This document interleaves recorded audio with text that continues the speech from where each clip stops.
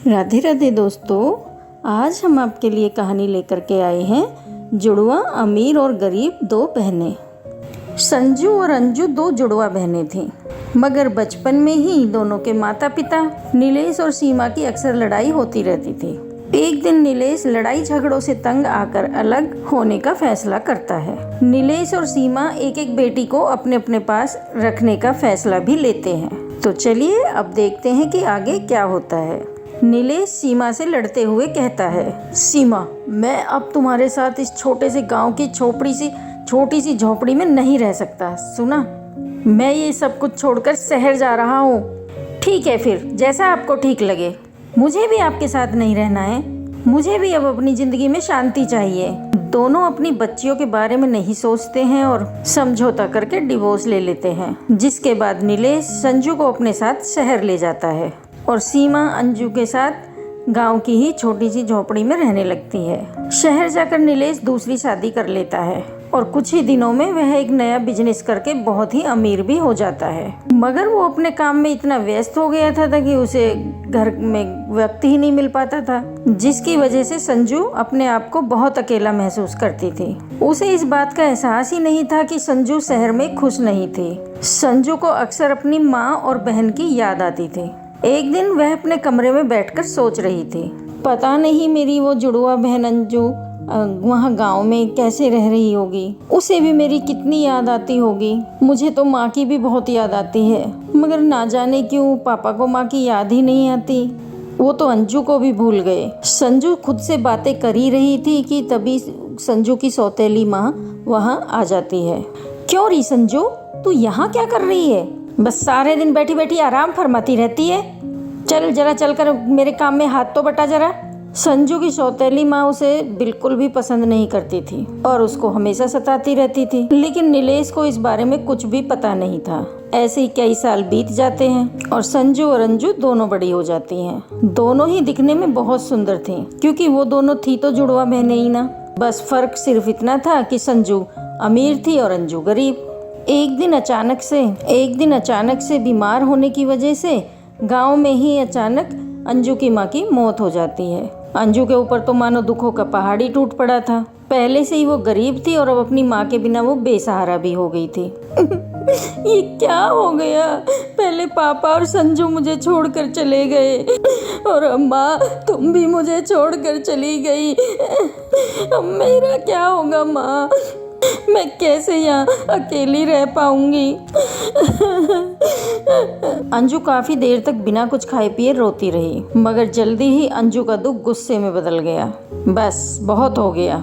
वो संजू वहाँ शहर में ऐश आराम से जी रही है और यहाँ मैं और मेरी माँ ने कितने दुख झेले। माँ की जिंदगी तो दुखों में ही बीत गई, लेकिन मैं ऐसे मर कर नहीं जीऊंगी। मैं अब शहर जाऊंगी और उससे भी उसकी सारी खुशियां छीन लूंगी। अंजू तुरंत अपना सारा सामान बांधकर शहर जाने के लिए निकल जाती है। सबसे पहले वो शहर जाकर एक कमरा किराए पर लेती है और फिर वो वहाँ बैठकर सोचती है, आखिर मैं इतने बड़े शहर में आ तो गई, मगर उस संजू को ढूंढूं कैसे? मुझे तो सिर्फ इतना पता है कि वो किसी कॉलेज में पढ़ती है। तो फिर ठीक है, सबसे पहले मैं वो कॉलेज ही ढूंढूंगी, शायद संजू मुझे वहाँ दिख जाए। अंजू शहर में लोगों से पता पूछते पूछते कॉलेज पहुँच जाती है। वो कॉलेज के बाहर खड़े होकर इतनी बड़ी बिल्डिंग को आश्चर्य से देख रही थी। वाह, ये कितनी बड़ी बिल्डिंग है! मैंने तो गांव में आज तक दूसरी मंजिल का मकान तक नहीं देखा और यहाँ वो संजू इतनी बड़ी बड़ी बिल्डिंगों में पढ़ने आती है। अब बस मैं इसकी जिंदगी को अपना बना लूंगी। अंजू खुद से ऐसी बातें कर ही रही थी कि तभी वहाँ पर कुछ लोग कार से आ जाते हैं। उनमें से एक लड़की आकर अंजू को गले लगा लेती है। अरे अरे, ये क्या कर रही हो तुम? संजू, तुम कितने दिनों बाद कॉलेज आई? हमें तो लगा था कि अब तुम आओगी ही नहीं। खैर, तुम्हें देखकर बहुत अच्छा लगा। संजू, मैंने सुना था कि तुम्हारी तबीयत खराब है। अब तुम ठीक हो ना? अंजू मन ही मन सोचती है, ओह, तो शायद ये मुझे संजू समझ रहे हैं। जरूर ये संजू के कॉलेज के दोस्त होंगे। क्या हुआ संजू, किस सोच में पड़ गई तू? तुम्हारी तबीयत तो ठीक है ना? हाँ, मतलब नहीं, मुझे मेरी तबीयत कुछ ठीक नहीं लग। तुम लोगों के पास तो कार है, क्या तुम लोग मुझे घर छोड़ दोगे मेरे? अरे हाँ, क्यों नहीं संजू, बिल्कुल आओ, बैठो आकर। हम तुम्हें छोड़ देंगे। वो सब अंजू को संजू के घर छोड़ देते हैं और चले जाते हैं। हे भगवान, ये इतना बड़ा घर, उस संजू के लिए इतना बड़ा मकान और मेरे लिए बस वो टूटी फूटी झोपड़ी। वाह, किस्मत का खेल भी कितना निराला होता है। लेकिन अब मैं अपनी किस्मत खुद लिखूंगी। अंजू चुपके से घर के पीछे की तरफ जाती है और खिड़की से अंदर झांकने लगती है। अंजू को सीधा संजू का ही कमरा दिखता है। कमरा दिखने में बड़ा सुंदर था, मगर संजू अंदर सो रही थी। आहा, देखो तो महारानी को कैसे पड़े पड़े सो रही है। अभी सबक सिखाती हूँ इसे। अंजू खिड़की से कमरे के अंदर कूद जाती है और संजू के मुंह पर बेहोश करने वाला स्प्रे छिड़क देती है, जो कि उसने उसे शहर आते ही खरीद लिया था। वो किसी तरह संजू को घसीटकर कमरे से बाहर ले जाती है और अपना मुंह बांध लेती है। Rickshaw, rickshaw. अंजू की आवाज सुनकर एक रिक्शा रुक जाता है। भैया, ये मेरे साथ मरीज है, ये चक्कर खाकर बेहोश हो गई है, आप जरा इन्हें मेरे साथ रिक्शे में बैठा दीजिएगा। हाँ मैडम, रुकिए, मैं अभी आपकी मदद करता हूँ। इसके बाद अंजू रिक्शे में बैठकर संजू को अपने किराए पर लिए हुए कमरे में ले जाती है और उसे वहीं पर एक कुर्सी से बांध देती है। इतना ही नहीं, अंजू संजू से कपड़े भी बदल लेती है और उसकी जगह ले लेती है। थोड़ी देर में संजू को होश आ जाता है। ये मैं कहाँ हूँ? ये मेरा घर तो नहीं है। तभी अंजू संजू के सामने आ जाती है। क्या मेरी हमशक्ल, यानी मेरी बहन अंजू? अंजू, ये तू है? मेरी प्यारी बहन, तूने मुझे बांध क्यों रखा है मेरी प्यारी बहन? पता है मैंने तुझे कितना याद किया। अब ये सब झूठा नाटक करने की कोई जरूरत नहीं है। मैं तेरी इन चाल में नहीं फंसने वाली। अब मैं वो मासूम अंजू नहीं रही कि कोई भी मुझे अकेला छोड़कर और बेवकूफ बनाकर चला जाए। अब मुझे मेरा हक मांगना और छीनना दोनों ही अच्छे से आते हैं। क्या ये सब तू क्या कह रही है अंजू? और सबसे पहले तू ये बता कि तूने मुझे बांध क्यों रखा है और तूने मेरे कपड़े भी पहन लिए। तू आखिर करने क्या वाली है अंजू? मैं तो वही करूंगी जो हमेशा से होना चाहिए था। अब मैं तेरी जगह लूंगी और उस अमीर बड़े वाले घर में रहूंगी जहाँ सारे ऐसा आराम है। क्या?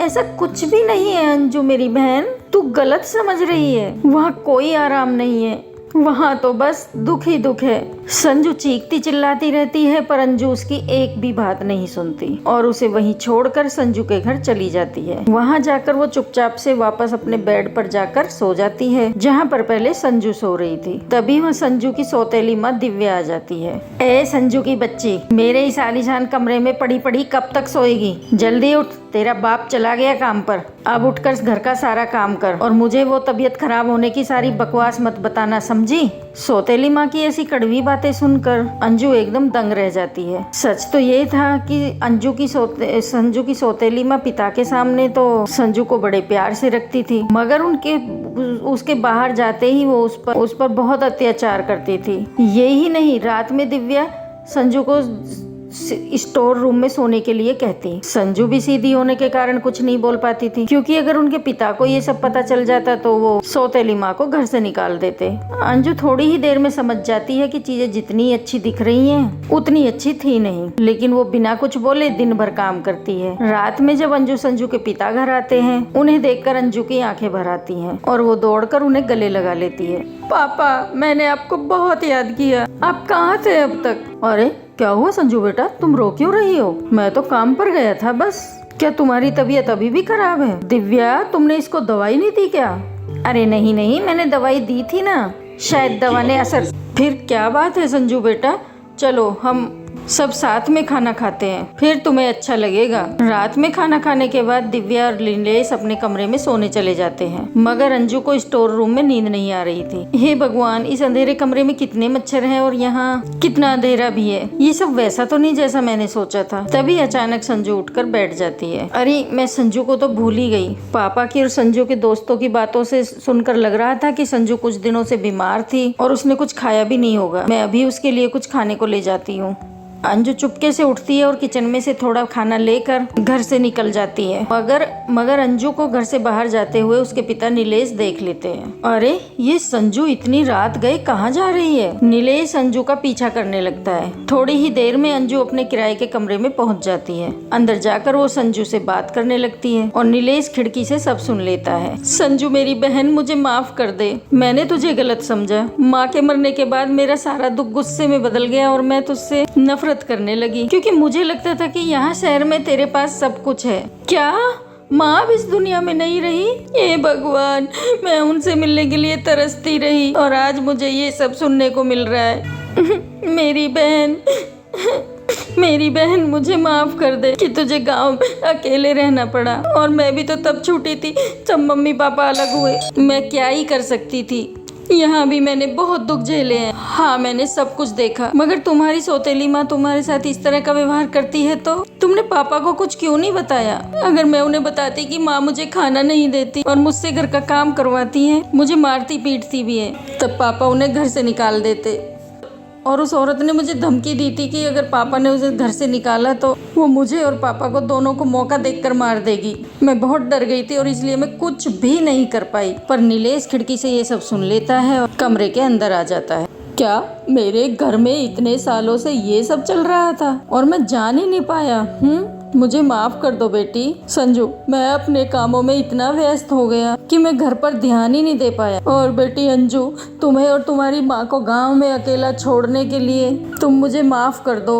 संजू और अंजू दोनों रोते हुए अपने पिता को गले लगा लेती हैं। मगर अब ऐसा नहीं होगा, अब हम सब साथ में रहेंगे एक परिवार की तरह। और उस दिव्या को तो मैं अभी जाकर घर से निकाल दूंगा, और इतना ही नहीं, मैं उसे सीधा पुलिस के हवाले करूंगा। उसने इतने दिनों तक तुम्हारे ऊपर इतने जुल्म जो किए हैं। नीलेश घर जाता है और दिव्या को घर से भगा देता है। इसके बाद वो खुशी खुशी अपनी दोनों बेटियों के साथ रहने लगता है। दोस्तों, अगर आपको कहानी अच्छी लगी है तो लाइक करना और अपने दोस्तों के साथ शेयर करना, और चैनल पर नए हैं तो चैनल को सब्सक्राइब जरूर करना। राधे राधे, जय श्री कृष्ण, जय श्री श्याम।